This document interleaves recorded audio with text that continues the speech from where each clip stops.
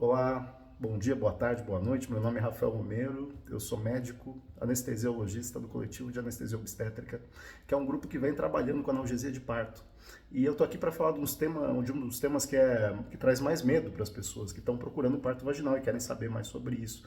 É a dor do parto. E é natural, a gente escuta de mães, de avós, de tias, de amigas, a gente lê em livros, a gente vê em filmes as cenas mais absurdas e bizarras possíveis em relação à dor do parto, e é natural que isso traga medo. E um dos pontos principais para a gente conseguir lidar com isso é exatamente falando sobre ela, deixando as claras qual dor é essa, de onde ela vem, quais são suas particularidades. E acho que dos primeiros pontos que a gente tem para trazer é que a dor do parto ela é uma dor diferente das demais dores, né? Ela tem uma característica objetiva, claro. A contração do útero mesmo faz com que chegue uma circulação de sangue menor para esse útero e ele doa. A própria passagem do bebê pelo canal, pela cervice uterina e pelo canal do parto, pela vagina, as estruturas da vulva, do períneo, tudo isso gera dor, uma dor objetiva. Né? Essa dor passa pelas terminações nervosas que estão ali próximos dessas estruturas, ela sobe pela medula e quando chega no cérebro é caracterizada como uma dor, é interpretada como uma dor, mas é no cérebro que ela ganha uma outra característica, que é a própria característica da subjetiva dela. Então, o quanto essa dor está doendo, quais emoções ela provoca e tudo mais. Isso faz com que a dor do parto tenha algumas diferenças em relação às demais dores. Por exemplo, uma dor de uma queimadura, uma dor de uma topada que a gente dá com o dedinho na mesa do centro, ela não tem outro objetivo que não sofrimento. Já a dor do parto, ela se insere num contexto muito maior, né? Então, a gente sabe que é uma dor autolimitada, que a partir do momento passado o parto, ela vai aliviar. A gente sabe que ela está dentro de um processo, né, que você vai parir uma pessoa que você está realmente esperando pôr, né? É, você vai ter o suporte total ali de uma equipe pronta para lidar com isso, né? Doulas, obstetrizes, obstetras, anestesista, pediatra, todo mundo te ajudando de alguma forma, acompanhante. Isso tudo faz com que a dor do parto, algumas vezes, sirva como uma tinta que a gente vai usar para pintar um quadro que a gente vai levar para casa. Esse quadro pode ser um quadro bonito, colorido, bacana, legal. Às vezes, se a gente tem muito dessa tinta e a dor começa a atrapalhar, esse quadro pode ser exagerado, feio, uma lembrança ruim, que a gente não quer lidar com ela. A gente vai ter que colocar ela na sala da nossa casa. Mas se a gente tirar completamente a dor, pode ser um quadro apagado, branco, e que, assim, apagado de significado. Muitas pessoas que passaram por analgesia vão trazer essa ideia de que, tipo, foi diferente do que eu estava esperando, diferente do que eu lido, diferente do que eu vi em filmes, diferente do que eu ouvi de conversa, sabe? Foi uma experiência apagada em que eu me vi como um objeto ali sendo manipulado por uma equipe. Não é isso que a gente quer. Então, sempre que a gente pensa em analgesia do parto, a gente nunca vai pensar em 0 ou 100. A gente nunca vai pensar assim, eu vou fazer uma medicação para acabar totalmente com essa dor. Vou usar doses altíssimas e dessa forma a pessoa não vai ter dor nenhuma. Isso não está legal. Não para todo mundo, pelo menos. E também a gente não vai pensar assim, não vamos fazer analgesia para ninguém, analgesia não é interessante e tudo mais.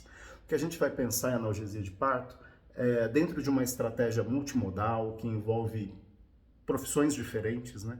Que envolve a doula, a obstetriz, o anestesista, a gente vai pensar em métodos individualizados para controle de dor. E como que a gente vai pensar isso? Primeiro, a gente sempre vai pensar em começar pelo método menos invasivo possível. Menos invasivo possível. Então, sempre nas técnicas com poucos efeitos colaterais, poucos ou nenhum efeito colateral. Então, a gente vai usar bola, movimentação, aplicação de calor, aplicação de frio, banheira, chuveiro, movimentação, acupuntura, musicoterapia, cromoterapia, todos esses conhecimentos que estão no campo de saber das doulas e obstetrizes. Maneiras que a gente consegue fazer com que o cérebro repense aquele estímulo que chega para ele, aquele estímulo objetivo. Que o cérebro atenue aquilo, atenue através de uma massagem, através da colocação da pessoa dentro da água, através da aplicação de calor, de frio, de acupuntura. A gente engana o cérebro e tenta ganhar tempo. Para alguns trabalhos de parto isso vai dar completamente certo. E essa é a nossa experiência com todos os grupos que a gente atende. Cerca de 50% das mulheres que procuram um parto mais natural possível, com menos intervenções possíveis, têm uma ótima experiência sem o uso de analgesia farmacológica. Geralmente, quem são essas mulheres? São as mais fortes? Não é sobre isso que a gente está falando aqui, sobre força individual. Tem muita gente que fala, olha, eu sou muito resistente à dor, eu sou super tranquila, mas pede analgesia. Tem muita gente que fala, nossa, eu sou completamente fraca para dor, eu sinto dor o dia inteiro, eu tenho um diagnóstico de fibromialgia, por exemplo, e tenho muito medo dessa dor. Muitas vezes essa pessoa não pede analgesia de parto. Quem é que geralmente pede analgesia de parto? Não é uma questão individual, do indivíduo, é uma questão muito situacional. Tem algumas pessoas que vão pedir analgesia porque o parto é longuíssimo. O parto está longo, foi mais longo do que o esperado. Então, a gente ali pensa numa média de tempo, nem vou falar média de tempo, mas um parto que se arrastou por mais tempo do que o normal. Isso faz com que a pessoa tenha mais tempo para ficar cansada. Vamos pensar em outra situação. Um bebê com um posicionamento que não é o posicionamento mais fácil, menos doloroso. Alguns bebês giram de maneira diferente. Esses partos são mais dolorosos e tendem a ter uma necessidade de analgesia maior. N situações podem fazer com que um parto seja mais demorado, mais doloroso e que necessite mais de analgesia de parto. Então, geralmente, o anestesista, minha profissão, ela entra no trabalho de parto em situações de partos mais longos, mais demorados, talvez até com mais complicações. E não é a analgesia que faz com que o parto seja mais demorado, mais longo e tenha mais complicações, mais necessidade de intervenção. Não, é exatamente o parto ter essa característica que faz com que a analgesia esteja mais relacionada. Essa confusão perdurou assim por muito tempo, né? Por muito tempo a ciência acreditou que a analgesia fazia com que um parto fosse mais demorado, que houvesse maior necessidade de fórceps, maior necessidade de vácuo, maior necessidade de ocitocina e de intervenções outras. Hoje a gente tem cada vez mais clareza que não. São partos mais longos, mais demorados, com maior necessidade de intervenções, que trazem a necessidade de analgesia de parto. Então isso é muito importante na hora da gente pensar, será que eu vou pedir analgesia de parto ou não? É uma pergunta que a gente deve fazer para qualquer intervenção no parto. Quando a gente pensa nisso e quando a gente quer responder isso, é importante que a gente volte para a ciência e procure quais são as maiores evidências, o que a gente tem de evidência científica sobre isso.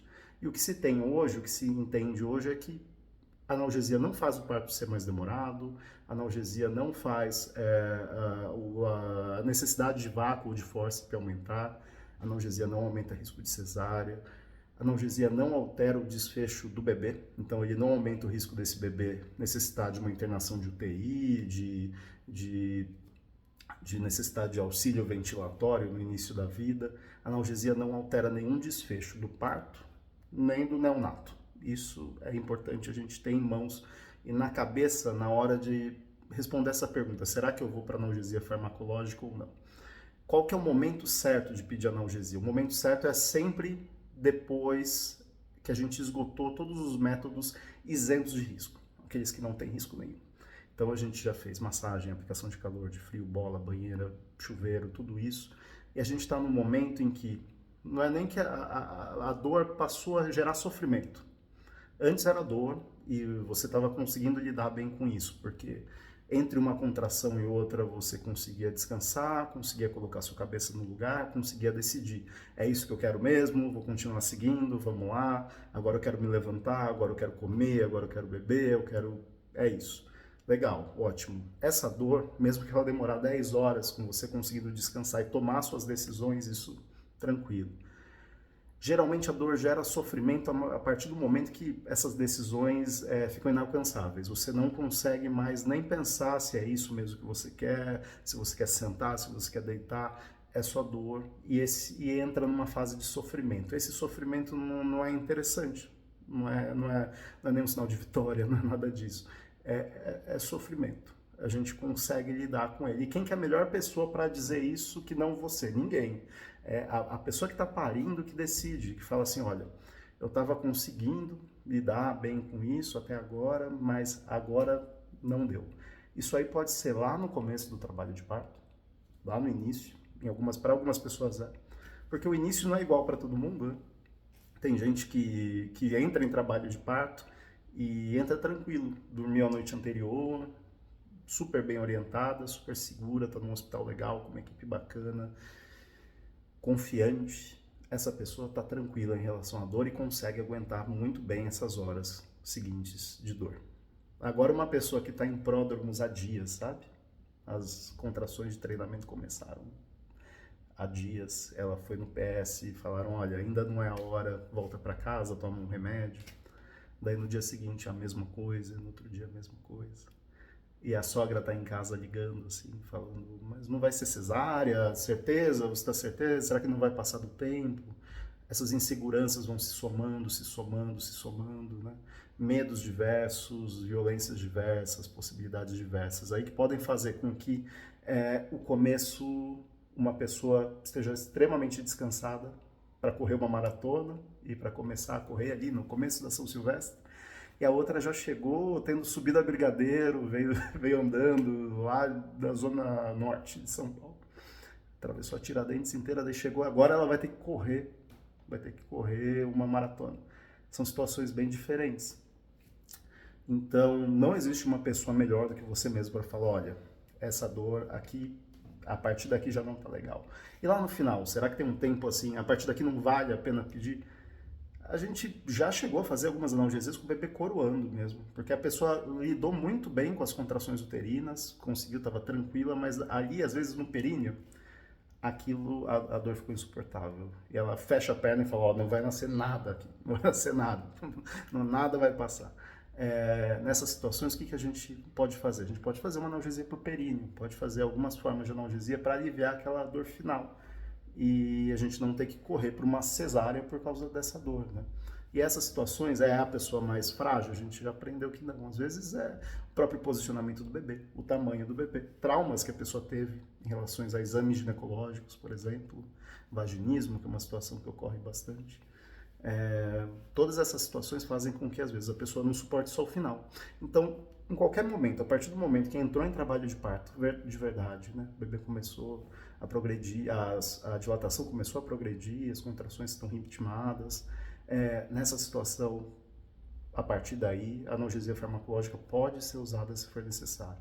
E lá no final, até antes do bebê nascer, imediatamente antes do bebê nascer, a analgesia farmacológica pode ser realizada. Então, não existe um número certo. 7 centímetros de dilatação, 8 centímetros, não existe isso. Isso é só uma convenção gerencial de alguns grupos de anestesia, de alguns hospitais, maternidades, para conseguir limitar o número de analgesias realizadas, mas tecnicamente isso, iniciar uma analgesia logo no início, não faz com que o parto seja mais arrastado, como a gente já disse. O que é importante antes é a gente tentar esgotar todos os métodos não farmacológicos, que a gente use todos os recursos que a gente tiver, esses recursos do campo de saber das doulas e obstetrizes. E uma vez esgotados, a gente já tentou fazer tudo, já mudou de posição, água, massagem, acupuntura, a gente usou tudo que a gente tinha na mão. E isso não foi suficiente para tirar a pessoa da situação de sofrimento, né, para dar para a pessoa autonomia para ela decidir o que ela quer que seja feita sobre o corpo dela. Esse é o momento de pedir analgesia de parto, né? Então, uma mulher consciente que estudou e discutiu a questão de risco e benefício de analgesia de parto. Uma mulher que fez uso de todos os métodos farmacológicos, não farmacológicos possíveis, né, para analgesia. O momento certo é o momento que ela decide. Não é o momento que a equipe pede, não é o momento que... Não, é o momento que ela decide fazer. O que é importante para a gente ter essa decisão? A gente saber de risco também. Quais são os principais riscos de analgesia de parto? É importante falar que os riscos principais, os mais comuns, são riscos contornáveis. Então, coceira, tremor, essas são as questões principais relacionadas à analgesia de parto. Aumento de temperatura do corpo, aumento do risco de náusea e vômito. São essas as questões principais. Existe um risco de cefaleia, de dor de cabeça, né? E é bem comum a gente ouvir principalmente de mães, avós até, a história da dor de cabeça após o parto. Hoje, em situações de cesárea, isso já nem é tão mais comum, é mais raro. Mas para analgesia de parto é um risco que beira ali 1 a 2%. Um risco de uma cefaleia que dura de 7 a 10 dias a partir do momento que ela surge. O que é importante são riscos contornáveis, são riscos que a gente pode lidar com eles. Quando a gente pesa numa balança os riscos de fazer uma analgesia de parto e manter o plano de um parto vaginal, com os riscos de fazer uma cesárea, que daí sim, aumento do risco de sangramento, aumento do risco de infecção, isso tem que ser colocado na balança e a gente percebe que o risco de analgesia de parto, da realização de analgesia de parto, é um risco menor do que o risco de cesárea. Então, sempre que alguém pensar e falar, eu quero uma cesárea agora, acabou a brincadeira, não quero mais isso, tudo que a gente conversou no pré-natal, esquece, eu quero uma cesárea agora. A gente sempre vai considerar que essa pessoa não quer uma cesárea, naquele momento que ela quer uma ajuda, e se ela tiver com dor, se ela tiver cansada, a analgesia farmacológica de parto é um risco menor do que o risco de uma cesárea. A gente sempre vai oferecer analgesia. Claro que se a pessoa fala, não quero analgesia, eu quero uma cesárea, ela vai receber uma anestesia para cesárea, óbvio, mas é isso. Dentre os riscos, pensando racionalmente, o risco menor é o risco da analgesia farmacológica de parto, que é o que permite que a gente consiga manter o plano e diminuir riscos gerais, o risco geral de tudo. O que é importante falar sobre a analgesia de parto, como que ela funciona? Ela é realizada nas costas, é feita uma anestesia da pele primeiro, e geralmente a parte mais incômoda é uma anestesia que a dor parece bastante com uma dor de dentista, assim, daquela anestesia de dentista, um ardido na pele, mas só que ela permite que todo o resto do procedimento seja realizado de forma mais tranquila. A gente, por aí, passa uma agulha com um calibre um pouco maior, encontra um espaço muito certeiro de milímetros, passa um catéter nesse espaço, né, e realiza também uma anestesia, que tem a dose, que tem uma atividade imediata. Então é a soma de uma atividade imediata com a instalação de um catéter que permite que a gente faça outras doses sem ter que usar agulhas e coisas do tipo. A gente consegue injetar medicações sem ter que usar agulhas, como se fosse um catéter desses que a gente utiliza num pronto-socorro para receber medicação na veia. Só que a gente deixa ele instalado próximo, numa região ali que é próxima à medula. A ideia é utilizar anestésicos locais, são as principais medicações aí que a gente usa para realizar a analgesia. O objetivo deles é fazer um bloqueio. O que é esse bloqueio, né? Esse bloqueio é não permitir que aquelas informações que chegam lá do útero, do colo do útero, da vulva, da vagina, que essas informações sejam transferidas para a medula e subam para o cérebro, onde vão ser interpretadas como dor. O bloqueio, ele fecha essa porta e faz com que essas informações passem de forma mais lenta ou sejam bloqueadas mesmo, que não sejam capazes de seguir. Então a gente geralmente faz uma primeira dose, ela dura aí de 2 a 3 horas em geral, essa dor vai voltando aos pouquinhos, devagar, lentamente essa dor vai retornando, e a partir do momento, se a gente não fizer uma outra dose, essa dor vai voltar como estava logo no início. A gente pode fazer outras doses conforme a pessoa que está parindo vai pedir, vai solicitando, né? Então, essas novas doses, elas demoram cerca de 15 minutos para fazer efeito e retomam a dor para um patamar mais baixo. Então, a ideia é a gente manter esse controle de dor, né? A dor vai voltando a aparecer, a gente faz mais medicação, o corpo elimina essa medicação e a dor vai voltando a aparecer, a gente faz mais medicação e a gente pode fazer quantas doses forem necessárias, porque exatamente a diminuição do efeito da droga é o próprio corpo metabolizando e eliminando essa droga. Então não exige uma dose limite, a partir daqui a gente não pode fazer, não existe essa dose. A gente vai fazendo aos poucos, conforme a necessidade, conforme a pessoa pedir, né? Por quê? Conforme a pessoa pedir. Se deixasse na mão do anestesista, geralmente um homem e tal, ele tende a fazer o quê? Não vou deixar essa pessoa sentir nenhuma dor, né?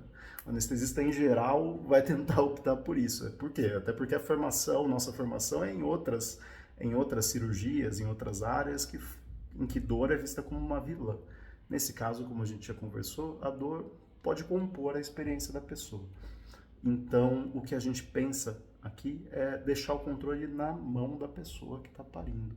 Então, se ela está achando que aquela dor incomoda, está incômoda, está gerando muito sofrimento, ela pede uma nova dose, a gente faz outra. Algumas pessoas vão fazer a primeira dose só, vão descansar, que essas 3 horas vão dormir, apagar a luz, vão ao banheiro, vão comer, vão beber água e vão perceber que, olha, consegui descansar dos últimos dias que eu tive em casa e esse descanso foi suficiente para me permitir lidar com essa dor tranquilo agora. Né? Eu sei que eu estou com um catéter, eu sei que esse catéter vai funcionar quando eu pedir, então eu consigo ir levando sabendo, assim, tendo muito segura de no momento que eu precisar, esse catéter vai estar aí. Tem muita gente também que chama o anestesista mais para ficar ali também. A gente fica numa sala do lado ali e, tô indo bem, tô lidando com a dor, no momento que eu não conseguir lidar, o anestesista está ali e pode fazer analgesia. Então, basicamente, o que a gente tem para falar é isso. Num resumo, a analgesia de parto deve ser controlada pela pessoa que está parindo, né? A gente tem que ter esse olhar mais amplo em relação ao papel da dor durante o trabalho de parto, né? Não é uma questão individual, né? Existem questões aí situacionais da posição do parto. Algumas mulheres não pediram analgesia no primeiro parto, mas pedem no segundo, porque aquele parto é mais lento, porque aquele parto em especial, não aquele parto mais lento, geralmente é mais curto, mas aquele bebê está numa posição diferente, ou porque ela não se preparou tanto como na primeira experiência, ou porque ela está cansada naquela situação. Então, não é uma questão individual, é uma questão situacional. É importante lembrar que a analgesia de parto, pelas evidências científicas atuais, não alteram em nada o desfecho do parto, nem sobre duração, nem sobre necessidade de intervenções qualquer que sejam essas intervenções, vácuo, fórceps, cesárea, necessidade de ocitocina. A analgesia do parto não é responsável causalmente, né, não apresenta causalidade você fazer uma analgesia de parto e precisar disso. A gente sempre deve manter, mesmo assim, uma ordem de como oferecer e como realizar a analgesia de parto, sempre dos métodos menos invasivos para os métodos mais invasivos. Então a gente começa sempre pelos métodos não farmacológicos para depois pensar nos farmacológicos. Dentre os métodos farmacológicos, o principal método, o método que mais se usa é o duplo bloqueio, né, que são os bloqueios da analgesia de parto com dose baixa de anestésicos locais. Esses anestésicos locais são usados numa dose que é saudável, tanto para a mãe quanto para o bebê. Ela passa sim para o bebê, mas são anestésicos locais, né? O efeito deles no bebê não foram encontrados ainda, assim, então algumas questões foram testadas, né, que você sabe, ver se esse bebê precisa de ventilação, ver se esse bebê precisa de UTI, nada disso mostrou diferença, ver se o padrão de mamada desse bebê é diferente de um padrão de mamada de um bebê que não recebeu analgesia. Não se conseguiu demonstrar que a analgesia de parto isoladamente foi quem mudou isso. Então, a decisão de analgesia, de usar o método não farmacológico, cabe realmente à pessoa que está parindo, sabendo dos riscos e benefícios, sabendo que disso tudo, cabe à pessoa apenas decidir se vai ou não realizar a analgesia de parto farmacológica.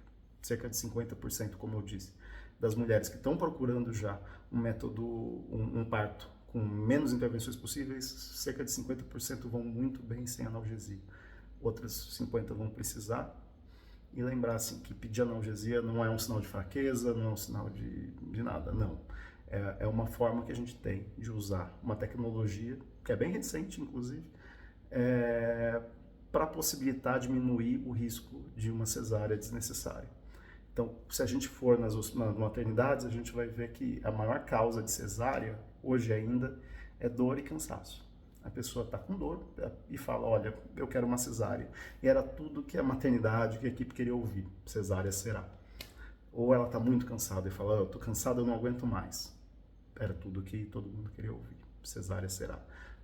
Não é isso que a gente quer. A gente tem a noção que a gente só consegue taxas baixas de cesárea se a gente conseguir ofertar tudo que a humanidade construiu em relação a formas de evitar cesárea, né? Ou pior, formas de evitar um parto sofrido e uma memória péssima. Então, como que a gente consegue fazer isso? Analgesia de parto. Para todo mundo? Não. Para quem precisa. Tá joia? Eu fico à disponibilidade aí para responder dúvidas. O nosso Instagram é Coletivo de Anestesia Obstétrica. Vocês fiquem à vontade para mandar perguntas e eu vou responder todas. Tá joia, gente? Muito obrigado. Até mais. Tchau, tchau.